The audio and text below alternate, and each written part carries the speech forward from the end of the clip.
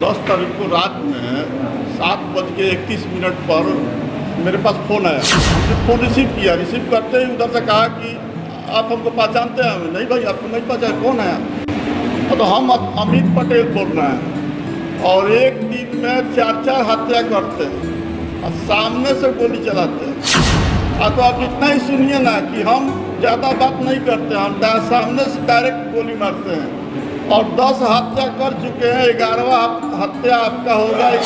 अपराधी प्रवृत्ति का व्यक्ति अमित पटेल जी शाम को 7:30 में मोबाइल संख्या 620 से मंटू द्विवेदी जी के मोबाइल संख्या 9955159511 पर फ़ोन करके धमकाना कि आपकी हत्या कर देंगे। तमाम हत्या हमने किया है। पंचायत का प्रथम सेवक अगर पंचायत का मुखिया ही सुरक्षित नहीं रहेगा तो फिर आम जनमानस का कैसे हम कर पाएंगे? उनके कार्यों का निष्पादन कैसे करेंगे? आपका जेन्युइन सवाल है। फ़र्क तो नहीं पड़ा, वक्त आएगा तो फ़र्क पड़ेगा, वक्त आएगा तो फ़र्क पड़ेगा। और पूरे बिहार में चूँकि हम लोग भी जिला मुखिया संघ अध्यक्ष होने के नाते हमारे सम्मानित मुखिया सराय पड़ौली बड़े आदर के साथ मंटू द्विवेदी जी बड़े भाई हैं और अपराधियों के द्वारा जिस प्रकार से उनको धमकाने का कार्य किया जा रहा है कि आपकी हत्या कर दी जाएगी, तो पंचायत के प्रथम इकाई होने के नाते अगर किसी भी हमारे साथी या प्रथम सेवक के ऊपर इस प्रकार से धमकाया जाएगा तो उसी कड़ी में आज हम लोग शासन से गुहार करने के लिए कि हम आपके प्रथम इकाई और कैसे सुरक्षित रहेंगे, हमारी सुरक्षा की जिम्मेवारी आपके कंधों पे, उसी को लेकर के आज हम लोग यहाँ जिला मुखिया संघ का डेलीगेशन आज प्रेस विज्ञप्ति करने का कार्य किया है। क्या कुछ इनके साथ घटनाएं घटी उसके बारे में जानकारी आपको है?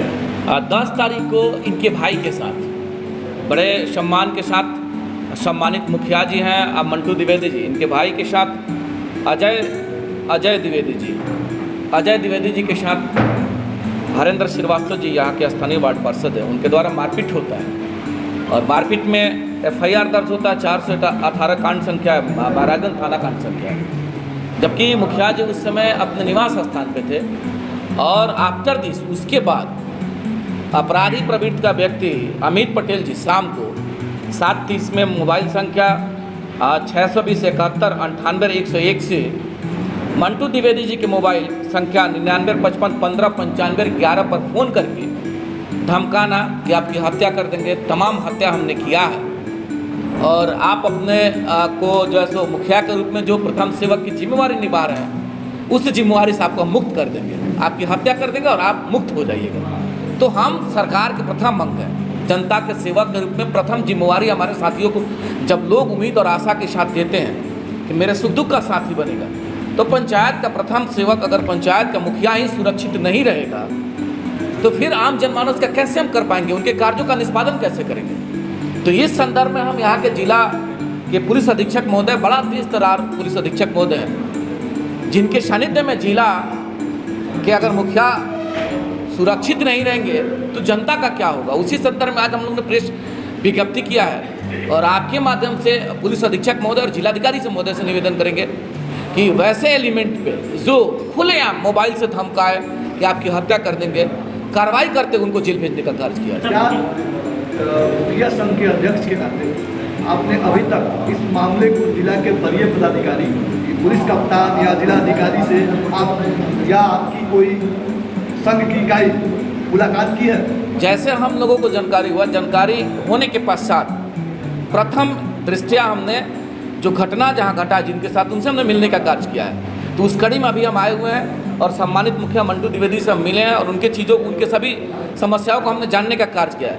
अब वह उन चीज़ों से जब हम अवगत हो गए, इसके बाद जिला मुखिया संघ का डेलीगेशन हम लोग पुलिस अधीक्षक महोदय, यहाँ के स्थानीय SDPO साहब से अभी हम लोग मिलेंगे और जिलाधिकारी महोदय से भी मिल करके अपनी समस्या से हम उनको अवगत कराने का कार्य करेंगे और अनुरोध करेंगे कि हम आपके सानिध्य में और जिला के प्रथम इकाई मुखिया आपके अंग होते हैं और उनकी जिम्मेवारी, उनके सुरक्षा की जिम्मेवारी आपके कंधों पर है, तो आप तत्काल कार्रवाई करने का कार्य। मुखिया जी, लंबे समय से देखा जा रहा है कि बहुत सारे ऐसे मुखिया जिनकी हत्या भी हो गई और आप लोगों ने धरना भी दिया, आंदोलन भी किए, लेकिन कोई फर्क नहीं पड़ा बिहार सरकार पे, चाहे प्रशासन पे। आए दिन ऐसी भी घटनाएं सामने आ भी रही। बिल्कुल आपका जेन्युइन सवाल है। फ़र्क तो नहीं पड़ा, वक्त आएगा तो फ़र्क पड़ेगा, वक्त आएगा तो फ़र्क पड़ेगा। और पूरे बिहार में चूँकि हम लोग भी सरकार के प्रथम इकाई हैं, मुखिया होने के नाते प्रथम इकाई है और चुने हुए जनप्रतिनिधि के रूप में मुखिया को भी लोक सेवक का ही अधिकार प्राप्त है तो शासन के लोगों से हम निवेदन करेंगे, विशेष करके माननीय मुख्यमंत्री जी से हम निवेदन करेंगे कि अगर आपके राज्य में, बिहार के सुशासन के राज्य में अगर मुखिया ही सुरक्षित नहीं रहेंगे तो फिर बिहार के आवाम का क्या होगा। तो हम तो माननीय मुख्यमंत्री से हर वक्त हम लोग, चूँकि कानून को मानने वाले लोग हम लोग हैं और लीगली फोरम पे ही हम लोग आवाज़ उठाते हैं, तो आज पुनः आपके माध्यम से, चूँकि यह भी एक लीगल फोरम है, आप सोशल मीडिया और मीडिया के साथी हैं, तो यह भी एक लीगल फोरम है, आप चौथे स्तंभ हैं, जरूर इस माध्यम से निवेदन करेंगे माननीय मुख्यमंत्री महोदय से कि आपका बिहार सुशासन का राज्य, आप कहते भी हैं कि बिहार में जीरो टॉलरेंस की गवर्नमेंट है, बिहार में सुशासन का राज्य है। जिस सुशासन के राज्य में आपके मुखिया सुरक्षित नहीं हो, पंचायत के प्रथम इकाई सुरक्षित नहीं हो, फिर जनता का क्या होगा। तो ये सब इश्यूज़ को लेकर के हम लोग हर वक्त लीगल फोरम पे आवाज़ उठाते रहते हैं। नहीं सुनना ये उनके स्तर का मामला है, लेकिन जब वक्त आएगा तो निश्चित तौर पर सुनना पड़ेगा। देखिए मामला ये है कि जिन पे हमला हुआ है और जिनके द्वारा हमला किया गया, दोनों ही प्रजातांत्रिक व्यवस्था में सरकार के चुने हुए, जनता के चुने हुए प्रतिनिधि हैं। ऐसे में एक वार्ड पार्षद जो नगर पंचायत का बहुत जिम्मेदार पोस्ट होता है और एक मुखिया जो पंचायत का सबसे बड़ा पोस्ट हम जिसको मानते हैं, जब हम निचले स्तर पर देखते हैं तो वो विधायिका का एक ऐसा अंग है जिस पे ग्रामीण व्यवस्था चलती है। तो इसको आप कैसे देखते हैं? आप जैसे जो आप कह रहे हैं, कांड संख्या 418 में जैसे हमको जानकारी प्राप्त हुआ है उसके काउंटर में भी केस हुआ है। मैं ये कहना चाहता हूँ ये शासन का काम है, घटना हुई, शासन के लोग जांच करते हैं, जो दोषी पाया जाएगा कार्रवाई होता है, उसमें चाहे अजय द्विवेदी हो या सम्मानित वार्ड पार्षद हो, ये मामला वहीं तक है। लेकिन उससे निकल कर एक कदम और, जिसमें मंटू द्विवेदी जी अपने घर में होते हैं और एक जो है सो अमित पटेल जी जब फ़ोन करते हैं, एक अपराधी व्यक्ति अगर फ़ोन करके हड़काए धमकाए, फिर ये तो एक और मामला बनता है ना। तो शासन के लोगों से हम लोग निवेदन करना चाहते हैं कि भाई प्रथम जो घटना हुआ अब उस पर कहीं कुछ हुआ नहीं, तब तक और सेकंड घटना का आगाज शुरू हो गया, तो फिर ऐसे घटनाएं होती रहेंगी तो क्या होगा। हम तो निवेदन करेंगे शासन के लोगों से, अगर मंटू द्विवेदी जी दोषी है तो कार्रवाई हो, हम तो आग्रह करना चाहते हैं। अगर हमारे वार्ड पार्षद तो तुरंत उन पर कार्रवाई होना चाहिए। आखिर कैसे घटना वार्ड पार्षद से और धमकाना अमित पटेल जी के द्वारा, तो इन्वेस्टिगेशन का मामला था, पुलिस अधीक्षक या फिर एसडीपीओ साहब के सानिध्य में ये जांच होता। अब जांच होने का प्रक्रिया भी स्टार्ट नहीं हुआ, तब तक सराय पड़ौली के मुखिया जी को धमकाना, ये कहाँ तक लीगल है। तो ये तो एक और घटना का आगाज हो गया। इन चीज़ों पे विराम कौन लगाएगा? शासन के लोग लगाएंगे, पुलिस अधीक्षक महोदय लगाएंगे, एसडीपीओ साहब लगाएंगे, थाना प्रभारी महोदय लगाएंगे। तो इन चीज़ों पे तो विराम लगना चाहिए। ये तो एक कह लीजिए कि आप एक तरफ सुशासन की बात करते हैं और एक घटना होती है, दूसरे घटना पे आप जो है धमकाना शुरू कर देते हैं कि आपकी हत्या कर देंगे, आपको मुक्त कर देंगे। किससे? जनता के सेवक से आपको मुक्त कर देंगे। ये तो तानाशाही है ना, ये तो बढ़ता हुआ अपराध के पैमाना आप देख रहे हैं कि इस कदर से चलेगा तो कैसे व्यवस्था चलेगा। और कैसे एसिड का आना, अस्पताल में एसिड का आना, उससे हमला करना, क्या यह एक सुनियोजित घटना की तरफ इशारा कर रहा है? निश्चित तौर पर सुनियोजित घटना है। अजय द्विवेदी जी को जब देखेंगे, जिस प्रकार से एसिड से जो अटैक किया गया है, वो दर्शा रहा है कि प्लान से ये हुआ होगा। तो आप प्लान से एक अपराध आपने किया और दूसरे प्लान के तहत आप मंटू द्विवेदी जी का हत्या करवाना चाहते, तो ये तो जघन्य मामला है ना, ये तो बहुत सेंसिटिव है। इस पर तो त्वरित कार्रवाई होना चाहिए। त्वरित कार्रवाई करते हुए शासन जब तक एक्टिव मोड में नहीं आएगी, तो फिर कल मंटू द्विवेदी जी की जब हत्या हो जाएगी तब क्या होगा? तब फिर क्या मिलेगा? फिर आप जांच वहीं जांच का प्रक्रिया, फिर उनके वारिस, फिर उनके परिवार का, फिर वहाँ के मालिकों का क्या होगा जिन्होंने बड़ा उम्मीद और आशा से प्रथम सेवक के रूप में, मुखिया के रूप में उनको निर्वाचित किया, उनका क्या होगा? बहुत सारा सवाल उसके पीछे। इन चीज़ों को लेकर के आपके माध्यम से आज पुलिस अधीक्षक महोदय और जिलाधिकारी महोदय से निवेदन करना चाहते हैं। पूरा मुखिया संघ का डेलीगेशन आपके सानिध्य में हम लगाएंगे, आपसे मिलेंगे, आपसे अपनी बातों को रखेंगे। लेकिन आज हम आए हुए स्थिति को देखा है और आप भी चूँकि चौथे स्तंभ हैं और आपके भी कंधों पे जिम्मेवारी है कि हम सभी कैसे, आवाम कैसे सुरक्षित रहेगी, उस कड़ी में हम लोग हैं। इसी माध्यम से आज हमने प्रेस कॉन्फ्रेंस कर दी। अंतिम सवाल है कि क्या मुखिया संघ, जिला मुखिया संघ के अध्यक्ष के नाते आप पुलिस कप्तान से, जो सराय पड़ौली के मुखिया हैं, उनके लिए सुरक्षा की मांग करेंगे?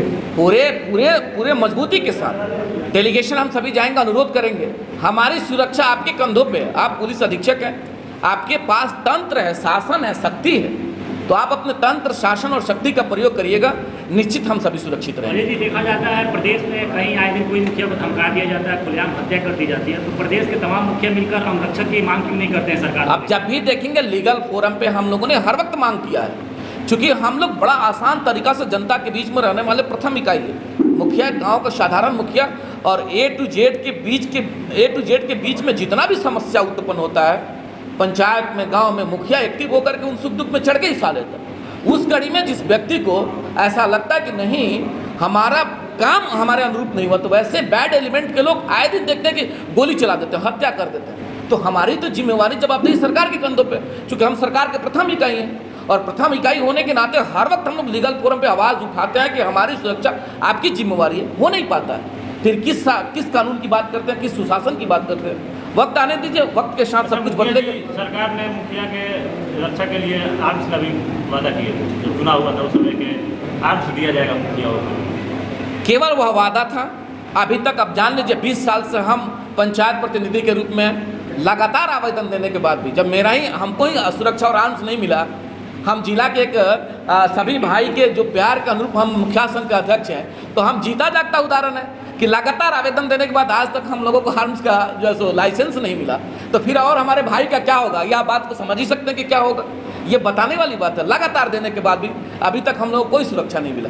वही हालत हमारे और भाइयों के साथ है। हमारे प्रखंड भगवानपुर प्रखंड के सम्मानित अध्यक्ष महोदय बैठे हुए हैं, सम्मानित सभी मुखियागण बैठे हुए हैं, सिवान से मुखिया साथी हमारे आए हुए हैं, जो सो पचरुखी से मुखिया साथी आए हुए हैं। तो आखिर हम कैसे सुरक्षित रहेंगे? हमको जनता का ही कार्य करना है और जनता के कार्यों में 12 बजे रात को भी मालिकों का आदेश आता है और हमारे पंचायत के मुखिया बेधड़क निकल करके उनके सुख दुख में शरीक होते हैं। मुखिया का एक छवि दिखाया जाता है बार बार की दबंग मुखिया, और यहाँ देखा जाता है कि कभी ना कहीं सिवान से कहीं छपरा से कहीं पटना मुखिया अपने ही जान की सुरक्षा के लिए गुहार लगा रहे हैं। ये दोनों टर्म में क्या आपको नजर आता है? सवाल ये है कि आप खुद ही चौथे स्तंभ हैं और आपके भी कंधों पे वही जिम्मेवारी। 12 बजे रात को भी घटना अगर घटती है तो पत्रकार साथी हमारे निकल के जाते हैं कवर करने के लिए, और अपराधी घात लगाए अगर आपका हत्या कर दे फिर आपकी क्या गलती है? फिर उस पर कौन दबंग है, क्या है? ये तो घटना के बाद फिर वही लिपापोती वाली बात आ जाती है। तो हम लोग तो 12 बजे रात को भी निकल के जाते हैं और हमारी हत्या हो जाए, कौन जिम्मेवार है? कहने के लिए बहुत लोग कहते हैं। अब जो हत्याएं देखते हैं सबसे ज़्यादा अगर इस राज्य में हत्या किसी का हुआ है प्रतिनिधि में तो वो है सम्मानित मुखिया। इसलिए निवेदन करना चाहते हैं शासन के लोगों से, हमारी जिम्मेवारी आपके कंधों पे है, हमारी सुरक्षा की जिम्मेवारी आपके कंधों पे है। धन्यवाद। 10 तारीख को रात में 7:31 पर मेरे पास फ़ोन आया तो पंचायत से हमेशा लोगों का फ़ोन आता रहता है। तो हमने फ़ोन रिसीव किया। रिसीव करते ही उधर से कहा कि आप हमको पहचानते हैं? नहीं भाई, आपको नहीं पहचान, कौन है? तो हम अमित पटेल बोल रहे हैं और एक दिन में 4 हत्या करते हैं और सामने से गोली चलाते हैं। आप मेरे मौसा जी से क्या हुआ था? हमने कौन है आपके मौसा जी? और हमारे मौसा जी हरेंद्र श्रीवास्तव है। फ़ोन को उसमें ऑडियो में हम दिए हुए हैं, ऑडियो में प्रशासन को दिए हैं, सब जगह दिए हुए हैं। अभी हरेंद्र श्रीवास्तव आपका मौसा कैसे हो गया? आप पटेल है, वो श्रीवास्तव है, कैसे हो गया? तो आप इतना ही सुनिए ना कि हम ज़्यादा बात नहीं करते, हम सामने से डायरेक्ट गोली मारते हैं और 10 हत्या कर चुके हैं। 11वां हत्या आपका होगा, ये निश्चित है उनके आदेश से। हरेंद्र श्रीवास्तव से क्या आपका विवाद है? अब हमारा उससे कोई क्या कहें, एकदम अपराधी किस्म का आदमी है। उसका हमेशा का बना हुआ है कि किसी के ऊपर कुछ लाइव आकर बोल देना, कुछ भी बोल देना, बोल करके पैसा ऐड करके धमकी देता है। कभी डीएम साहब के जनता दरबार में जाएंगे, कोई मुख्यमंत्री के जनता दरबार में जाएंगे, मतलब तरह का ही करके तो पेशेवर अपराधी है। महाराजगंज थाना में उसके सैकड़ों मामले उसके ऊपर दर्ज है। आप लोगों का कोई पर्सनली आपसे झगड़ा कोई? पर्सनली आपको क्या बताएं कि वो हमेशा टॉर्चर करता रहता है। कितने दिनों से ये सब चल रहा है?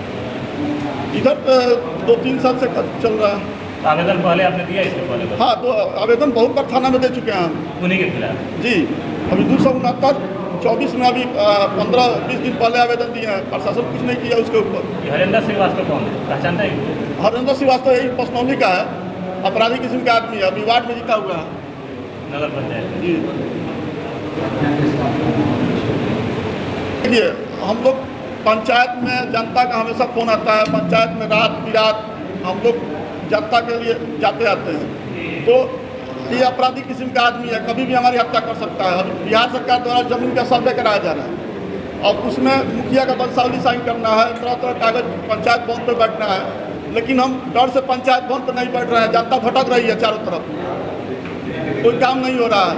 प्रशासन से यही कहें कि अपराधियों के ऊपर कड़ी से कड़ी कार्रवाई किया जाए और हमको सुरक्षा दिया जाए। सुरक्षा की मांग है, आपको सुरक्षा चाहिए? जी, हमको सुरक्षा दिया जाए, चूँकि हम डर से नहीं निकल रहे हैं। और ये अमित पटेल जो है एक पेशेवर अपराधी है, हरेंद्र श्रीवास्तव जो है पेशेवर अपराधी है, कभी भी मेरा हत्या कर सकता है।